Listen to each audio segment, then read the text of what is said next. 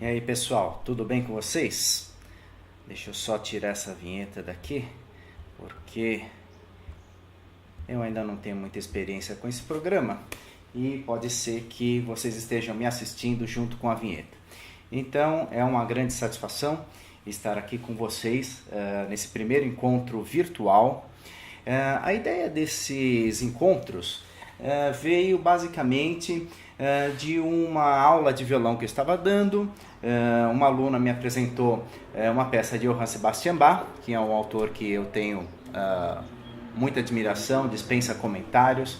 Eu acho que cada vez que conheço um pouco mais da obra desse grande mestre alemão, me surpreendo cada vez mais e acabo achando que talvez Johann Sebastian Bach não era uma pessoa desse mundo, ou talvez tenha sido uma empresa de músicos que estavam trabalhando com o pseudônimo de um compositor. Mas enfim, são teorias conspiratórias. A ideia veio então dessa aula. Essa aluna me apresentou uma peça que eu já conhecia há bastante tempo, a Courant 1009, do BWV 1009, que faz parte de uma suíte para violoncelo, suíte em Dó maior, a suíte número 3, se não me engano. E, enfim, a ideia foi desenvolver um pouco mais a estrutura musical e depois passar isso daí para os meus alunos aqui na Universidade Estadual de Maringá, talvez numa masterclass, alguma coisa nesse sentido. Depois eu pensei melhor, eu falei, não, por que restringir para uma masterclass? Eu vou dar um jeito de fazer com que esse conhecimento, toda essa estrutura esteja disponível para os meus amigos e ex-alunos. E por que não, agora através dessa plataforma, né, virtual, compartilhar esse conhecimento com o mundo, pelo menos com os falantes de língua portuguesa. Muito bem. Então, a ideia desse programa, a partir então do desenvolvimento dessa peça, eu imaginei realmente fazer um programa semanal que tenha um título que carrega um duplo sentido. Sala de ensaio, na verdade, teria o sentido de fazer com que as pessoas acompanhassem a construção de uma performance instrumental, mas também com os comentários de uma sala de aula. Então é uma mistura de sala de aula com sala de ensaio, porque se eu ficasse aqui estudando violão na frente de vocês, iria ficar muito chato, né? Normalmente a gente fica repetindo e repetindo passagens, e aqui no caso eu já tenho algo um pouco mais preparado para mostrar para vocês. Temos também, imaginei o sentido de um espaço de autoajuda coletiva no qual a gente vai interagindo. Daqui a pouco vou começar a ler os comentários que estão aqui no canto esquerdo. Eu estou aqui apontando para o outro lado, no canto esquerdo da telinha do YouTube, no qual eu vou ler os comentários de vocês, eu vou responder essas perguntas. E isso vai fazer com que também esse diálogo todo seja uma fonte de inspiração para o estudo de vocês. Eu sei que muitos violonistas estão assistindo e muitos tocam essa peça, então acho que vai ser bastante interessante. Eu pretendo que esse espaço seja semanal, sempre aos sábados, neste mesmo horário, mas os vídeos ficarão também disponíveis para visualizações posteriores, no caso de você perder o horário da transmissão. A única diferença é que você não vai poder fazer o comentário ao vivo comigo. Os assuntos vão ser diversos. Eu vou pegar um determinado tema, uma determinada música que eu vou estar trabalhando a performance, ou enfim, comentando uma obra sinfônica, uma obra camerística, e puxar a discussão para um âmbito maior de arte, música, enfim, discutir temas de relevância social, de relevância cultural, que normalmente a gente não vê na grande mídia, no sentido de promover o crescimento intelectual e espiritual de todos nós através desse meio tão poderoso que é a arte. Nós vamos fazer várias conexões aqui desse repertório, não só música de concerto, mas também música de entretenimento, por que não? Existe muita música de entretenimento de bastante qualidade. Vamos discutir assuntos de carreira artística, arte, educação, afinal a arte também ela tem uma finalidade educativa, espiritualidade, vida, enfim, tudo que for possível. Eu vou começar então mostrando para vocês a versão original em Dó maior desta Courante, da terceira suíte para violoncelo de Johann Sebastian Bach, e em seguida nós vamos fazer uma breve discussão, puxar alguns elementos que são interessantes nessa obra. Então vamos a essa execução. Eu tenho aqui uma gravação fabulosa do violoncelista russo Misha Maisky e vamos ouvi-la.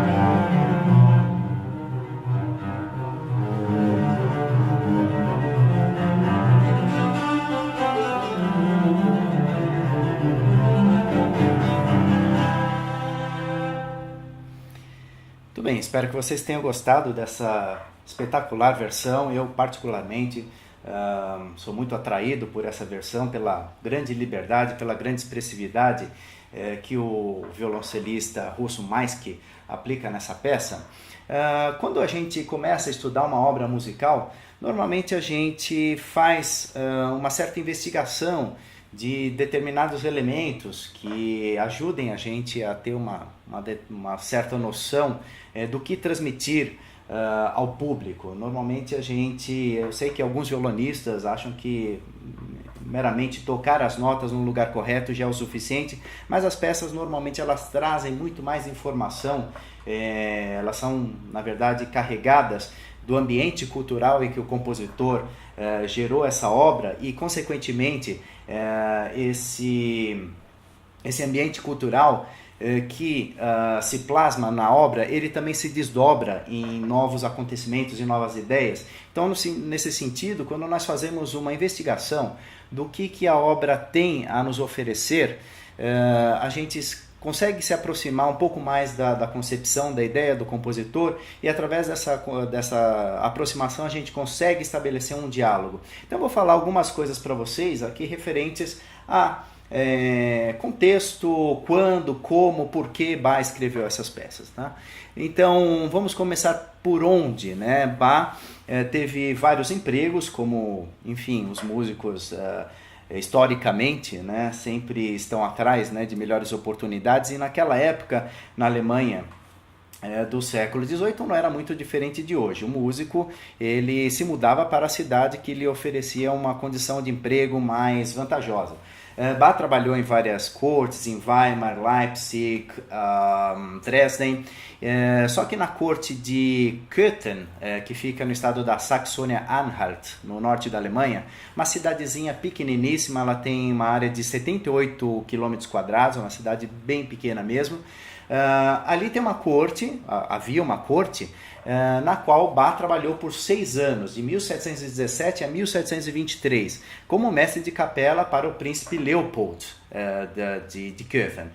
Köthen era um principado, não era um arcebispado, portanto Bach não tinha obrigação de escrever música religiosa. Então foi uma oportunidade que Bach teve para explorar esse potencial de músico instrumental para várias formações, não só para órgão, mas também para violoncelo, alaúde, teclado, combinações camerísticas e orquestrais. Então foi um período bastante prolífico no sentido de criação de peças instrumentais. Nessa época também é datada a composição dos grandes concertos de Brandemburgo e também do Cravo Bem Temperado. E como era uma grande tendência na época, Bach escreveu suítes para instrumentos solistas, né? Peças intimistas, que tem também, de certa forma, um caráter de antecessor da forma estudo, né? Porque são peças que exploram bastante detalhes da técnica instrumental e faz com que forcem o instrumentista a, enfim, dominar aspectos um pouco mais complexos da sua técnica. Então ele escreveu várias suítes. A suíte basicamente é uma sequência de danças alternadas, né? O modelo básico da suíte barroca é uma alemanda acompanhada sempre de uma corrente, a dobradinha, depois uma giga, uma sarabanda, que é um movimento lento, e uma giga. Outros movimentos opcionais, tá? Como um prelúdio que antecede, ou as galanterias, que seriam os minuetos, as bourrées, enfim. E a suíte ela tem basicamente 2 aspectos que são bastante interessantes. Um aspecto referente ao que hoje a gente conhece como globalização e outro aspecto que hoje também conhecemos como algo que tem a ver com democracia. Globalização no sentido de que as danças elas são originárias de vários países. A alemanda, por exemplo, como o próprio nome diz, é uma dança alemã.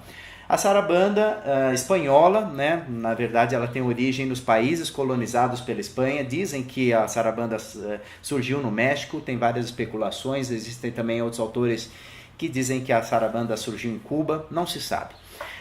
A giga é inglesa, tá? Então são várias danças internacionais e o sentido democrático é que são danças de origem tanto aristocrática quanto de origens campesinas. A giga, por exemplo, é uma dança muito rápida, né? Que de caráter vivo, que as pessoas dançavam quase saltando.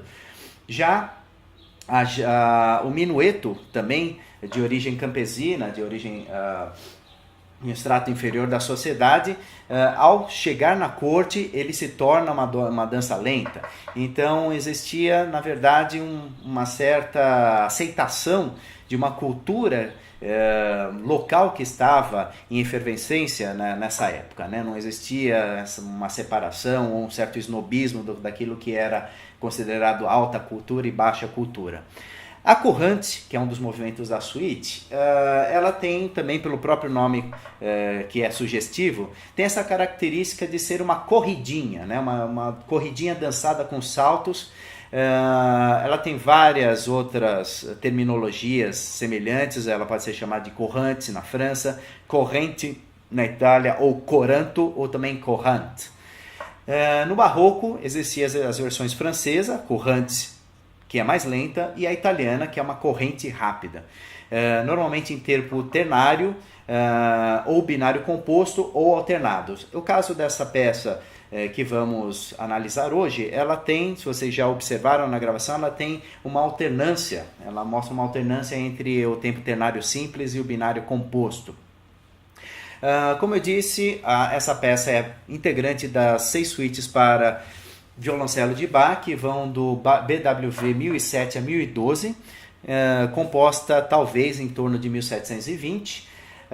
E temos aí, né, como eu falei, uma produção bastante grande de Bach dentro dessa concepção de suíte instrumental. Então nós temos, além dessas suítes para violoncelo, as suítes para teclado, que são divididas em grupos, as suítes inglesas, que vai do BWV 806 a 811, as suítes francesas, que vai do BWV 812 a 817, as partitas, enfim, suítes para laúde, que vai do BWV 995 a 998, as sonatas e partitas para violino, que vão do BWV 1001 a 1006, a grande partita para flauta, BWV 1013, eu recomendo que vocês ouçam, porque essa é um exemplo de música monofônica que tem realmente um desdobramento harmônico e polifônico maravilhoso. Tá? E não poderíamos deixar de mencionar as suítes orquestrais, de BWV 1066 a 1069. Essas suítes para instrumentos homofônicos, como violoncelo, violino, flauta, ela está escrita de uma maneira muito especial, porque os solos, as linhas melódicas, estão escritas de tal maneira que elas são suficientes para delinear todo o percurso harmônico, um percurso harmônico implícito. A gente não ouve os acordes, mas os acordes eles estão tão evidentes que a gente consegue auditivamente perceber a intenção de harmonia que Bach está se encaminhando. Isso no jazz é chamado de making the changes, ou seja, fazendo as trocas de acordes, né? Apenas com solo, ou seja, se você tirar um acompanhamento de um solo de jazz bem elaborado, você também vai perceber a harmonia implícita.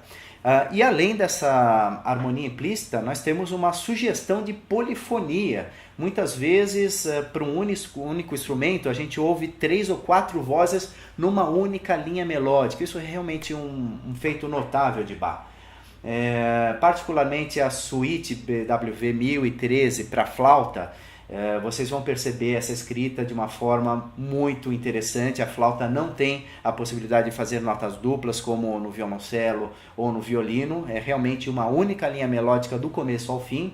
Eu sugiro a gravação de um flautista francês chamado Aurélien Nicolet, em que ele tenta buscar timbristicamente essas divisões implícitas de polifonias dentro de linhas melódicas.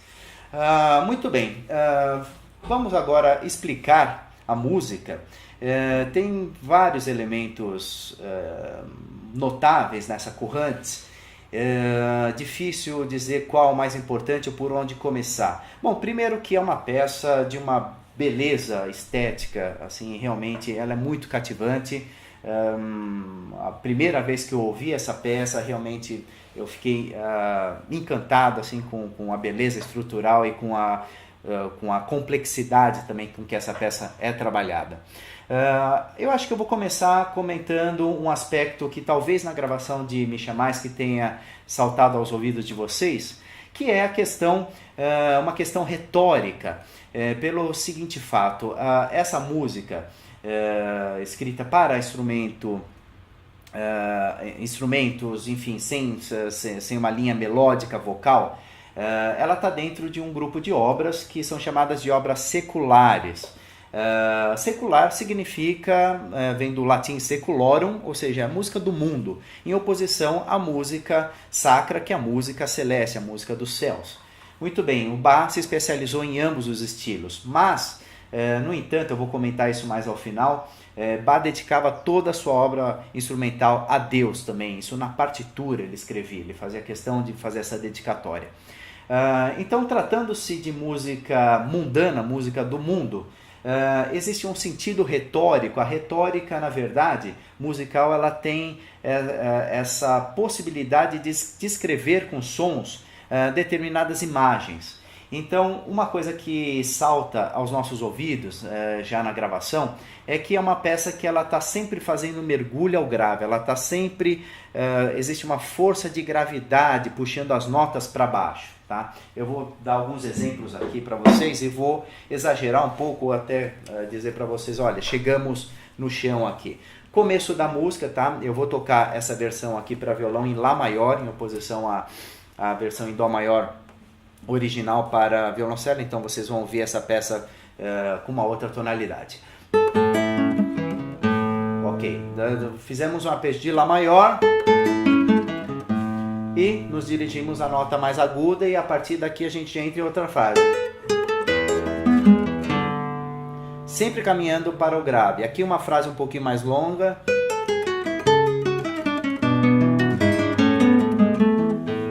Sempre caminhando para o grave.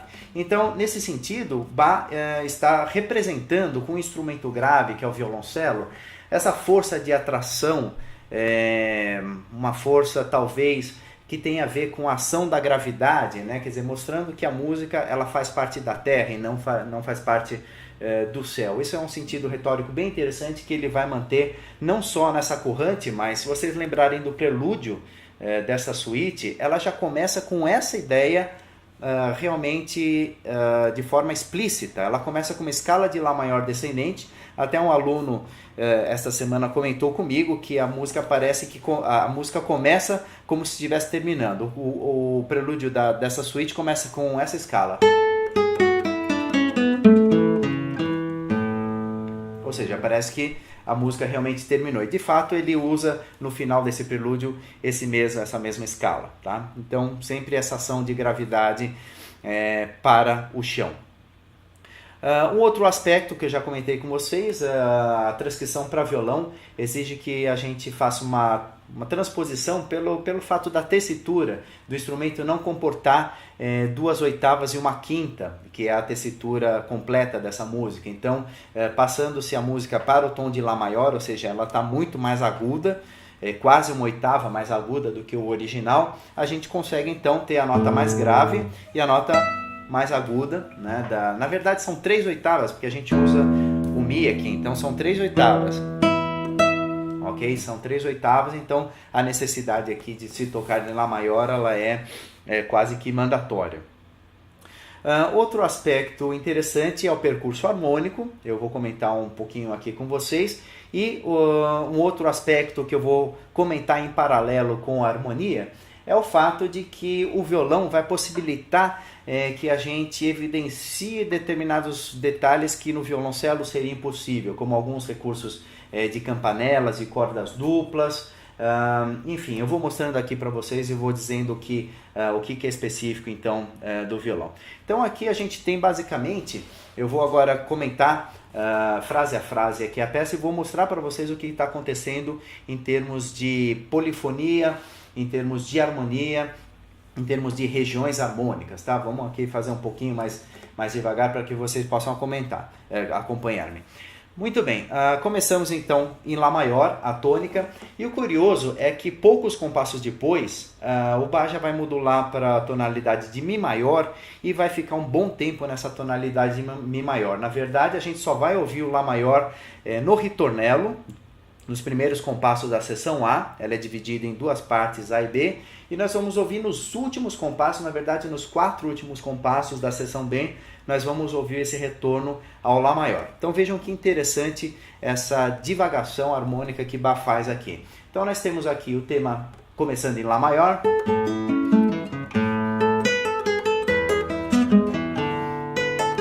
Aqui nós estamos em Mi com sétima. Voltamos ao Lá maior. Tivemos algumas inversões da harmonia de Mi maior, a gente teve Si no baixo, Sol sustenido, até voltarmos no Lá maior. Aqui a gente vai ter uma escala de Si maior que vai conduzir para Mi maior, ou seja, já estamos preparando a saída do tom de Lá maior para Mi maior.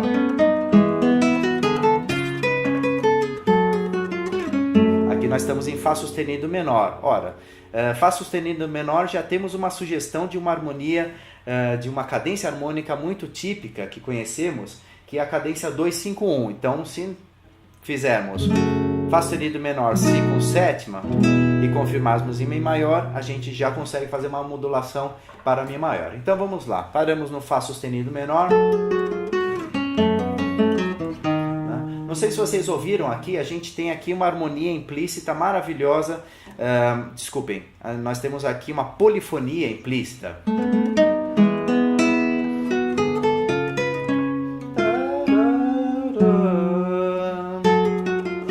Uma outra voz. Errei todas as notas aqui. Tá? Então a gente tem sempre esse jogo aqui de grave e agudo, né? Vozes intermediárias. Na parte B vocês vão ouvir uma parte com 3 vozes, bastante interessante. Muito bem, caímos em Ré sustenido aqui. Estamos em Si com sétima. Ok, aqui nós efetivamente já modulamos para Mi maior. Fizemos o Fá sustenido menor. Si com sétima. Mi maior. Aqui a gente vai para Dó sustenido menor, que é a relativa menor de Mi maior. E aqui eu já vou começar a usar um recurso específico aqui da linguagem violonística, que é a campanela. E a gente observa aqui esse jogo de voz, uma pergunta no agudo, uma resposta no grave. Por essa razão eu gosto de trabalhar um pouco com os timbres do violão, né? E também trabalhando um pouquinho da diferença de articulação do legato ou super legato aqui, né? Fazendo uma campanela. E aqui um staccato, né? Bem cortado.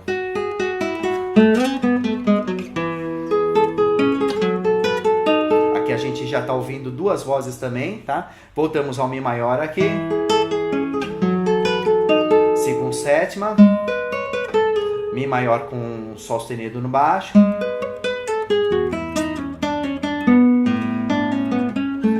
Lá maior, apenas como passagem, não vamos ficar nele. E aqui eu vou também usar agora um recurso de campanela um pouquinho mais exagerado, né? Aqui nós temos uma escala de Mi maior, Si com sétima, Mi maior, para entrarmos no Si com sétima. Aqui a passagem original é essa.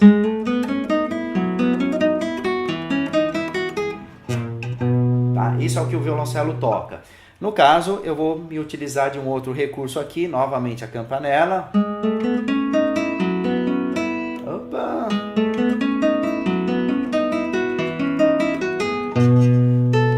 Até chegar no Si com sétima.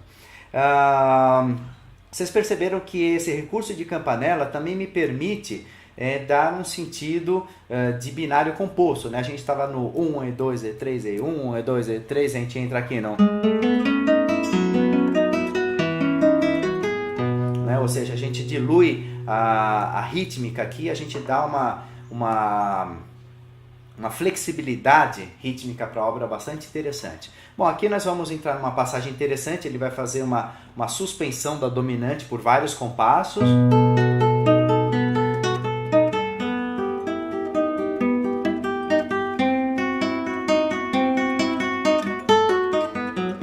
Ou seja, uma grande brincadeira harmônica em cima da harmonia de Si com sétima. Tá? O que ele fez aqui? Ele fez um arpejo de Si com sétima. Aqui ele fez um Mi menor com sétima maior, só que com a quinta no baixo, Si no baixo. Aqui nós temos um Si com sétima com quarta suspensa. E esse Dó no baixo é a nona menor que ele coloca para incrementar cada vez mais a tensão. Então vejam essa passagem como um todo, como ela é bastante interessante.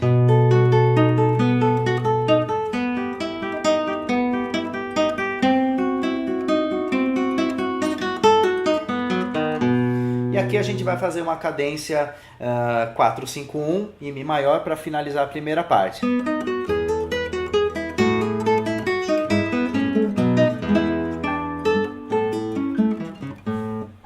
faz a repetição para o Lá maior. Deixe-me ver aqui quantas pessoas estão acompanhando essa transmissão. Vai que eu esteja falando sozinho aqui.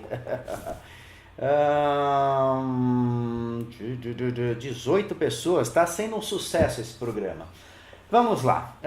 Segunda parte, terminamos ela em Mi maior. Nós vamos começar ela nessa mesma tonalidade. Depois de Mi maior, o Mi com sétima, nós vamos voltar ao Lá maior, mas também de forma muito breve.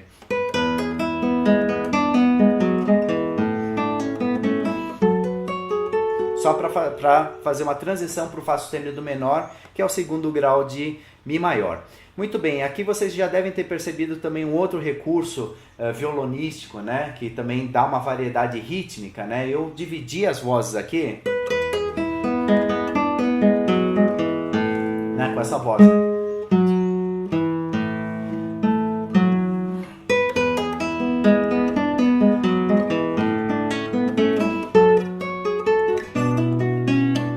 Aqui outras emíolas, tá? Sempre que eu tenho a oportunidade de conduzir uma voz aqui no violão, não tem por que não utilizar esse recurso, tá? Eu uso amplamente essa possibilidade aqui. Então aqui paramos em Si menor.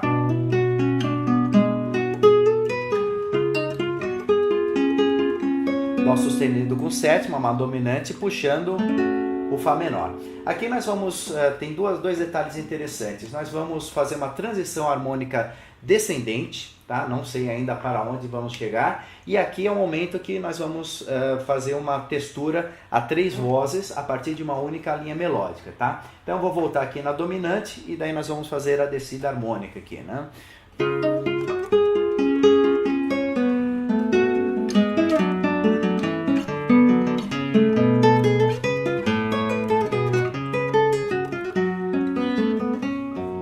Todo esse percurso para atingirmos a região de Fá sustenido menor. Então, aqui nós saímos do eixo de Mi maior, entramos em Fá sustenido menor. Segundo grau de Mi maior, relativa menor de Lá maior, ou seja, nós estamos aqui numa região estrategicamente interessante porque ele serve de eixo para as duas tonalidades, tanto para o retorno ao Mi maior quanto a digressão do Mi maior quanto o retorno para o Lá maior. Muito bem, aqui novamente o mergulho ao grave, como vocês perceberam. Aqui eu acho interessante essa ornamentação porque parece que ele está despertando de um sonho, alguma coisa, né? Ou seja, vamos jogar essa música para cima de novo e de fato agora ele vai começar a explorar um pouquinho mais a região aguda. Ele vai entrar aqui em Lá com sétima.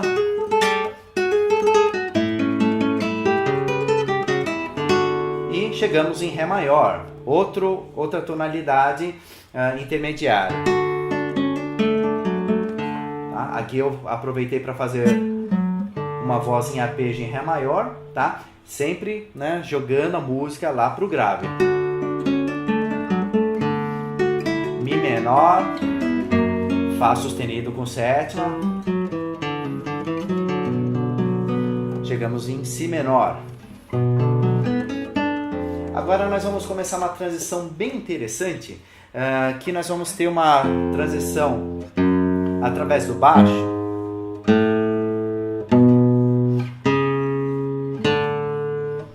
De praticamente uma oitava, sempre acompanhando uma sequência de acordes, tá? A sequência de acordes aqui ela vai ser bastante movimentada, tá? Ou seja, é praticamente uma parte modulatória, tá? E aqui tem um detalhe bastante interessante que Bach vai começar a utilizar notas alteradas, ou seja, notas que não fazem parte da harmonia.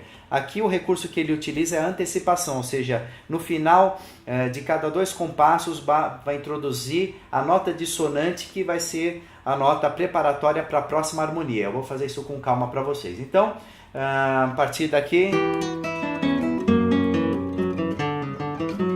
dessa cadência 2-5-1, né? Mi menor, Fá sustenido, Si menor, né? Nós chegamos em Si menor. Aqui nós temos um Dó sustenido com sétima, com Mi sustenido no baixo. Fá sustenido menor. essa nota não faz parte do Fá sustenido menor, ela faz parte do próximo acorde, tá? Do Mi com sétima. Então ele vai sempre finalizar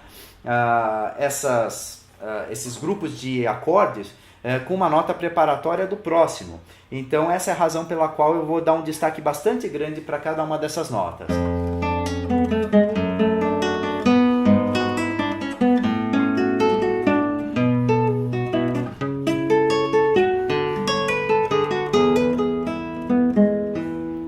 Mais uma vez nos dirigimos à região grave do instrumento, tá? Aqui no caso, essa passagem toda, ela fez uma transição do Fá sustenido maior para o Mi com sétima, da mesma forma que o Bach segurou aquela dominante com sétima no final da primeira parte, ele vai fazer a mesma coisa aqui, apenas modulando e mantendo os mesmos recursos. Então nós vamos ter aqui esse Mi com sétima que vai durar uns 4 ou 5 compassos, e vai soar da seguinte forma.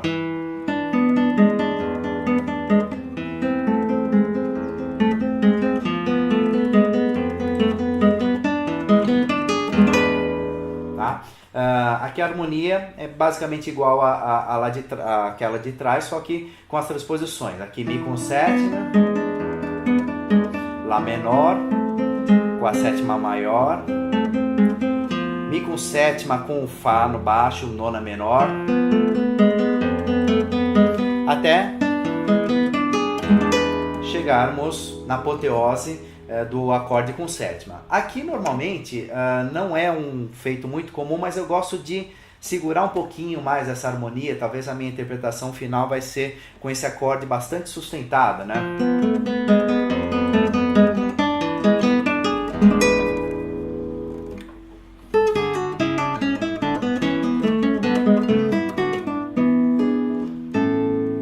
A cadência 4-5-1 em Lá maior. Então, basicamente, esse é vamos dizer, a grande riqueza da peça, uma concepção harmônica bastante interessante, bastante rica, várias possibilidades de estarmos trabalhando com dinâmicas, trabalhando com articulações, polifonias implícitas, e sempre esse movimento que vai orientar a dinâmica da peça. A peça está sempre indo em direção à região grave do instrumento. Tá? Muito bem, após essa leitura analítica da peça, né, eu acho que eu devo ter cansado algumas pessoas falando tanto de harmonia e de acordes e de transições e cromatismos.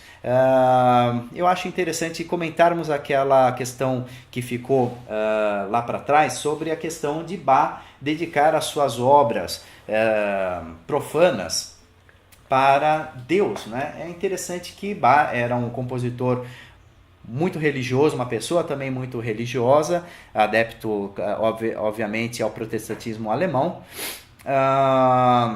E o Bach, ele tinha realmente essa preocupação de fazer com que a música promovesse a elevação do homem através tanto da mensagem cantada nas suas obras, enfim, com coro e solistas vocais, quanto na música instrumental de maneira implícita, talvez, né? Então nós temos aí vários elementos de simetria, vários elementos retóricos que de certa forma também estão descrevendo alguns fenômenos que são mais metafísicos. E um detalhe interessante que eu estava dizendo para vocês é que Bach dedicava essas obras para Deus, porque todas as obras instrumentais, nos manuscritos autógrafos, a gente encontra a sigla SGD, que significa Soli Gloria Deo, ou seja, somente a glória de Deus.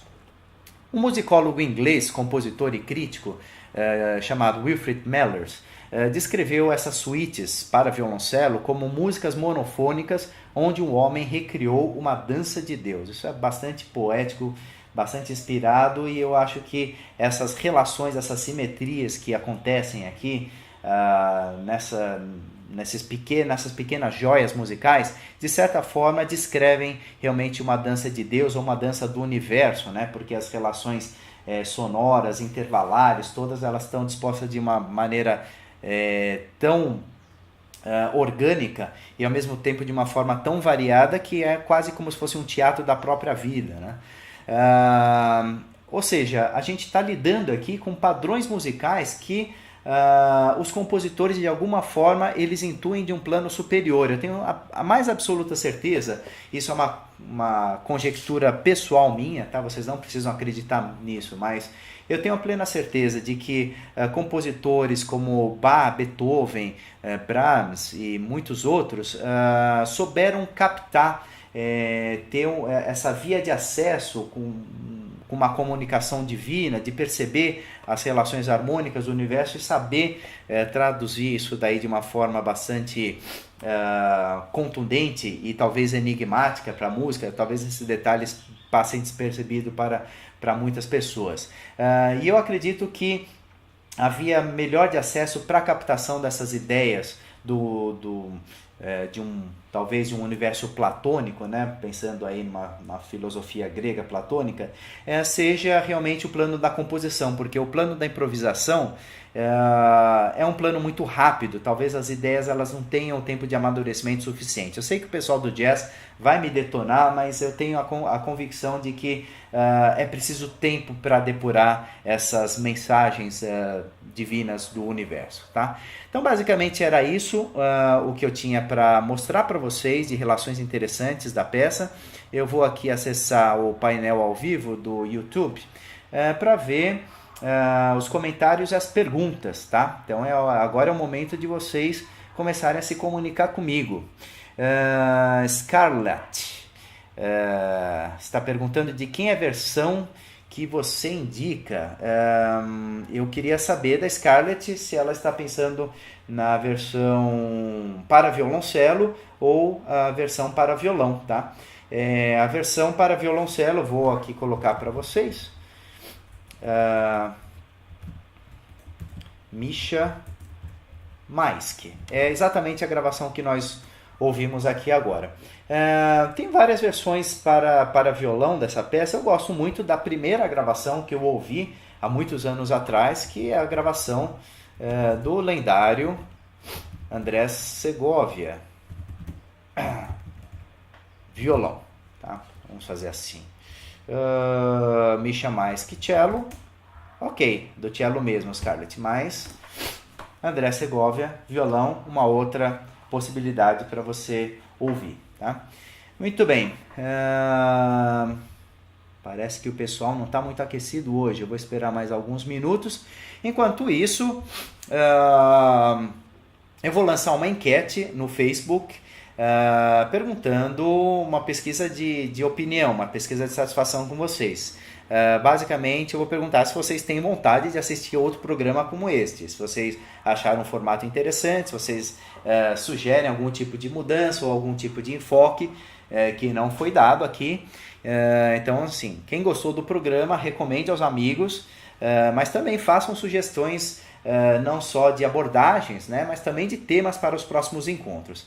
Semana que vem eu pretendo falar sobre uma obra um pouquinho mais extensa, talvez a gente tenha que condensar um pouco a discussão, mas eu gostaria de comentar alguns aspectos da Sinfonia número 2 de Gustav Mahler, o terceiro movimento dessa sinfonia. Ela tem realmente elementos de harmonia romântica que eu acho que são bastante interessantes e eu acho que vai ser um tema legal. Ok? Com relação à transcrição, qual você indica? Então, Werner, essa transcrição que eu utilizei é do violonista japonês Masayuki Kato, arranjo para violão. Ok? Só que eu fiz algumas alterações aqui, especialmente na condução dos baixos aqui dessa peça, tá? A versão do Segovia eu acho bastante interessante. Existe transcrição dessa Courant feita por Segovia, mas me parece que a primeira transcrição para violão foi feita por Tárrega, tá? Se algum de vocês tiver essa informação correta, por favor me corrija, mas eu acredito que tenha sido a versão do Tárrega. Eu recomendo basicamente você conhecer 2 ou 3 versões comparar com o original e chegar numa versão própria, tá? Por exemplo, algumas questões aqui referentes a baixo, eu fiz algumas alterações, como por exemplo,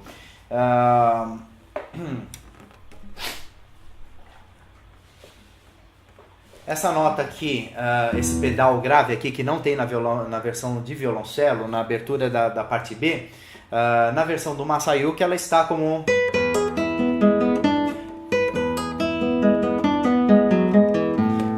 uma nota ligada. Eu gosto de reforçar esse baixo aqui. Eu acho que dá um dinamismo melhor para a peça e eu acho que ajuda o ouvinte a perceber um pouquinho mais esse destaque das vozes, né? Essas vozes implícitas que eu mencionei para vocês, que estão latentes na música, e eu acho que isso dá um dinamismo maior. E vários outros casos aqui, um baixo que eu acrescentei ou um baixo que eu tirei, realmente por questões assim de estrutura musical. Jack Bauer, comecei a assistir na metade. Como se chama essa peça?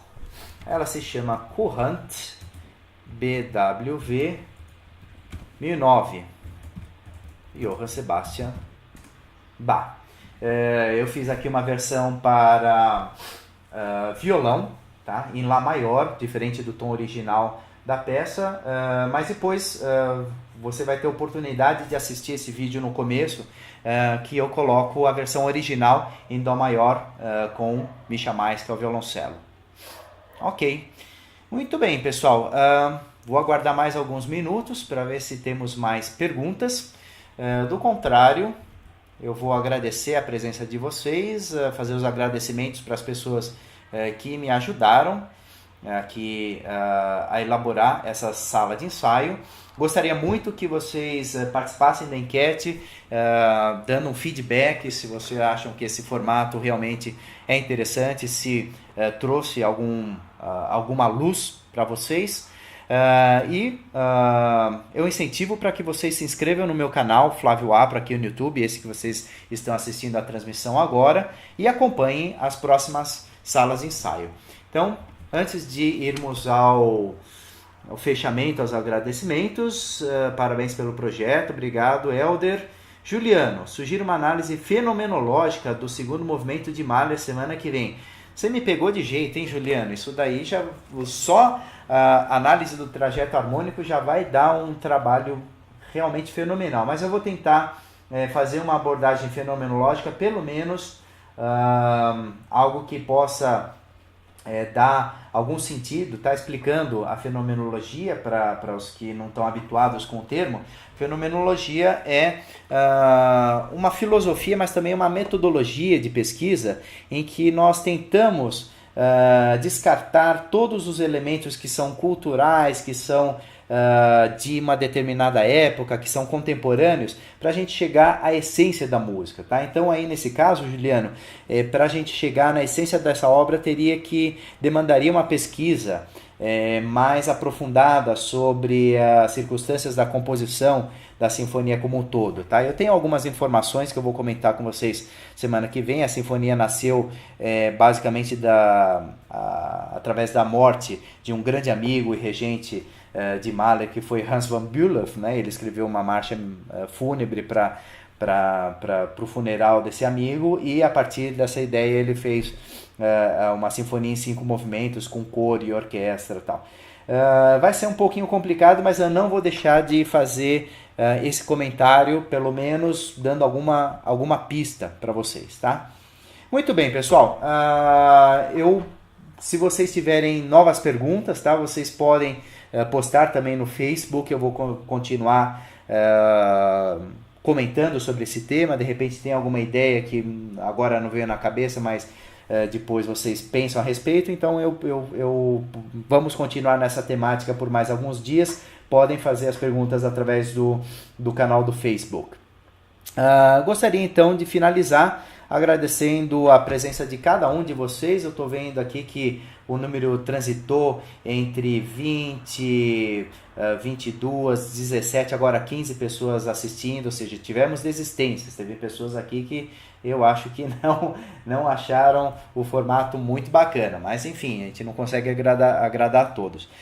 Então eu agradeço a cada um de vocês que nos acompanhou no encontro de hoje, acompanhem os próximos, não vai ser muito diferente desse formato, e eu gostaria de mandar os meus agradecimentos especiais ao meu amigo Johnny Rosa, que foi a pessoa que me ajudou nas soluções técnicas para que esse programa hoje se concretizasse, a minha esposa amada, Kelly, que, enfim, teve uma paciência danada comigo nesses últimos dias, nesses preparativos, e está tomando conta agora da Sophie, que é o grande amor da minha vida, a razão da minha existência. Não vou mais me derreter aqui, porque, enfim, não é o espaço para isso, mas...